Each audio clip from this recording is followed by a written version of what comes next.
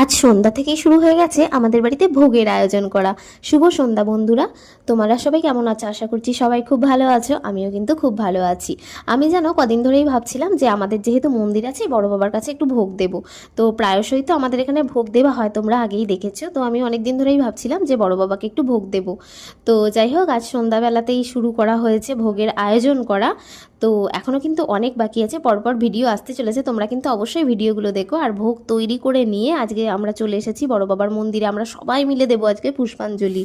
তো আজকে সারাদিন আমরা উপোস করে আছি যেহেতু ভোগ দেব। তো এক্ষুনি শুরু হবে আরতি। আর ভোগের মধ্যে কি কি রয়েছে তোমরা তো দেখেইছো।